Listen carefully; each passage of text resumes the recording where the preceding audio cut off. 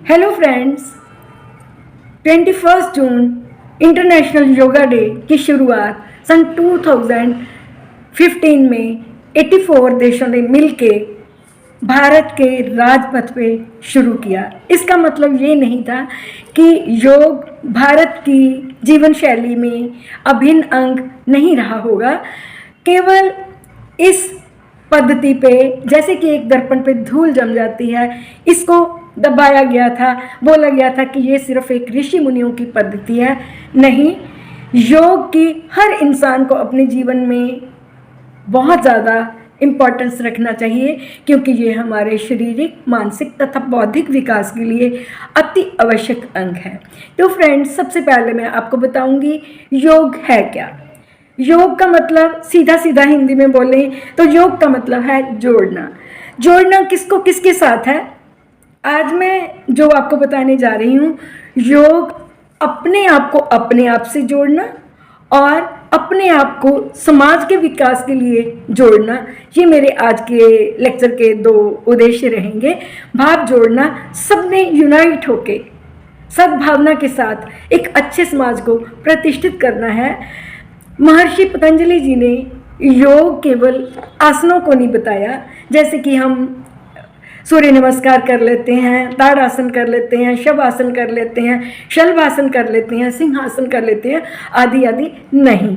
योग के 8 अंग बताए गए हैं, जिनमें यम, नियम, आसन, प्राणायाम, प्रत्याहार, धारणा, ध्यान और अंतिम स्टेज है समाधि। तो यम को भी 5 हिस्सों में बांटा गया। यम का अगर वास्तविक हम मतलब सिंपल सी लैंग्वेज में लें तो उसका मतलब है संयम, अपने आप को एक कंट्रोल में रखना। तो समाज की प्रतिष्ठा के लिए और अपने आप को सद्भावना के साथ विकसित करने के लिए ये यम भी 5 बताए गए हैं, जिनमें सबसे पहले आता है अहिंसा भाव। किसी से मारपीट या लड़ाई झगड़ा या किसी तरह के कला द्वेष नहीं करना, समाज में सद्भावना के साथ, परिवार में सद्भावना के साथ रहना। फ्रेंड्स, ये हिंसा भी 3 तरह की होती है, मन से, वाणी से और कर्म से। अगर हमने मन से भी किसी का बुरा सोच लिया तो ये भी अपने आप में एक हिंसा ही होती है। अगर हमने वाणी से गाली गलौज किया, ये भी हिंसा है। और अगर हमने कर्म से किसी का बुरा कर लिया तो ये भी हिंसा है। भाग इन तीनों तरह से हमने अपने आप को दूर रखना है, अहिंसा की भावना को पैदा करना है। नेक्स्ट आता है इसमें सत्य। सत्य क्या है? जैसी चीज़ है उसको वैसे ही एक्सेप्ट करना, ईमानदारी के साथ, किसी से धोखाधड़ी करके चीज़ नहीं लेनी, जो काम जैसे हुआ है उसको एज इट इज़ ऐसे ही बोलना, ये एक सत्य की भावना है। असत्य, असत्य क्या मतलब है? चोरी नहीं करनी। हम किसी की चीज़ों को देख के प्रलोभन में आके अपनी निजी इच्छाओं की पूर्ति के लिए अगर किसी की चीज़ छीनते हैं तो वह असत्य है। तो काइंडली इससे भी दूर करना है। और नेक्स्ट आता है 5वां, अपरिग्रह, अपनी नैतिक भावना को विकसित करना, इसको अपरिग्रह कहते हैं। तो नेक्स्ट आते हैं नियम। नियम का वास्तविक मतलब यही है कि अपने आप को कुछ पॉइंट्स बना के, कुछ नियम बना के, कुछ फंडा रख के अपने जीवन को चलाना। तो ये जो नियम है ये भी 5 बताए गए हैं, जिसमें आता है सबसे पहले शौच। शौच का मतलब है शुद्धि। शुद्धि क्या है? हमने अपनी शारीरिक बाहरी शुद्धि तो करनी है, हमने अपनी आत्मिक शुद्धि की तरफ भी फोकस होना है, ताकि आत्मा शुद्ध हो और उस परमपिता परमात्मा के साथ हम कनेक्ट हो सके। दूसरा है संतोष। संतोष का मतलब है सेटिस्फैक्शन। ईश्वर ने अपनी कृपा से हमें जितना दिया है वो एनफ है। मैं ये नहीं कहूँगी कि आप तरक्की नहीं करें, लेकिन किसी से ईर्ष्या की भावना से हमने आगे जाने की कोशिश नहीं करनी। हमने अपने आप को पूर्ण समर्पण ईश्वर की तरफ देना है, वो डेफिनेटली हमें आगे भी लेके जाएंगे। तो ये हो गया संतोष। उसके बाद है तप। तप का मतलब क्या है? अपने आप को तपाना, तपस्या करना, अपने आप पे कमांड करना, अपने आप को साधना, जिससे कि अगर हम अपने आप पे सेल्फ कंट्रोल नहीं करेंगे तो ये सारे जो 8 अंग होते हैं, हमारे योग के, ये सब बेकार हो जाते हैं। उसके बाद है स्वाध्याय। स्वाध्याय क्या है? स्व का मतलब अपना, ध्याय means study, means self study. मैं कैसा हूँ, मैं क्या कर रहा हूँ, क्या मैं कहीं पतन के गर्त में तो नहीं जा रहा, क्या मेरी बौद्धिक, शारीरिक तथा मानसिक उन्नति हो रही है, इस चीज़ पे अपनी नज़र को रखना। अगर ऐसा है तो अपने आप को उन बुरी आदतों से बचा के हमने सद्भावना की तरफ जाने के लिए पूरा प्रयत्न करना है। और इसके बाद है ईश्वर प्रणिधान। ईश्वर प्रणिधान का मतलब है ब्रह्म सत्य जगत मिथ्या, ईश्वर ही सत्य है। जिसने सारे यूनिवर्स को क्रिएट किया है, उससे बढ़ के सृष्टि में कोई भी चीज़ नहीं है। तो देखिए भारतीय सभ्यता कितनी ग्रेट है, क्या क्या कह दिया इंसान के लिए, कितना कुछ बोल दिया इंसान के लिए। तो फ्रेंड्स, उसके बाद में आते हैं आसन।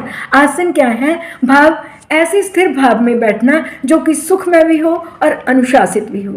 तो आसनों के मैं आपको बहुत से नाम बता चुकी हूँ और बहुत सारे और भी हैं, ज़्यादा समय नहीं लूँगी। उसके बाद आएगा प्राणायाम। प्राणायाम मीन्स प्राणों का आयाम, प्राणों के द्वारा की गई कसरत। अपने श्वास क्रिया के द्वारा अपने हॉर्मोन्स को, हैप्पी हॉर्मोन्स को सक्रीट करने की कोशिश करना, अपने आनंदमय कोश को विकसित करना, और उसके बाद में अपने शरीर की जहाँ पे तनाव है, जहाँ पे रिजिडिटी है, उसको समापन करने का नाम ही आसन है। तो काइंडली प्राणायाम में हमने 3 स्टेजेस लेनी है। इसमें आती हैं पूरक, कुंभक और रेचक। तो ये 3 स्टेजेस में जब कोई इंसान कंटिन्यू प्राणायाम करता है तो उसका बौद्धिक विकास बहुत ज़्यादा होता है। आप करके देखना, उसकी कहते हैं ना थर्ड आई जागृत होनी शुरू कर देते हैं। इसलिए आप प्राणायाम पे भी जरूर फोकस करें। उसके बाद आता है प्रत्याहार। अपनी इंद्रियों को वश में रखना। हमारा दिल कर रहा है ना कि हमने वो चीज़ खानी है, नहीं, अपने आप को एक सन्यासी की तरह नियंत्रित करना है, वो चीज़ देखनी है, बुराई की तरफ जाना है। हमारी एकादश इंद्रियां हैं, 5 ज्ञान इंद्रियां, 5 कर्म इंद्रियां और 1 उभय इंद्री, और इन सभी को अपने वश में करना प्रत्याहार कहलाता है। तो काइंडली इसका भी ध्यान रखना। धारणा।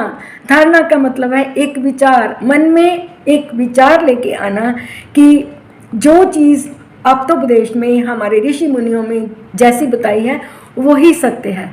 एक एग्जाम्पल देती हूँ कि ईश्वर कण कण में विराजमान है। तो ऐसी धारणा अपने मन से कभी खोना नहीं, नास्तिक नहीं होना। इस धारणा के साथ अगर आप अपना जीवन चलाएंगे तो आपको बहुत कुछ मिलेगा। और उसके बाद में अंतिम स्टेज आती है समाधि। समाधि क्या है? सब कुछ होते हुए भी अपनी सभी इंद्रियों को, जैसे कछुआ अपने आप को अपने खप्पर में लपेट के रखता है, उस तरह से करके आपके चारों तरफ क्या हो रहा है? नहीं, आपके अंदर से एक अमृत झर रहा है, आप उसी में आनंद ले रहे हैं। तो फ्रेंड्स, ये सभी चीज़ें जो मैंने आपको अष्टांग योग बताया है, ये मैंने बताई हैं, आप इन पे ज़रूर फोकस करना। उसके बाद में आता है ध्यान। ध्यान में हम अपनी सभी इंद्रियों को एक ही जगह फोकस करते हैं। हमारा मन भी उसी काम में होता है और हमारी इंद्रियां भी उसी काम में होती हैं, हमारी चेतना भी उसी काम में होती है। इसी का नाम ध्यान है।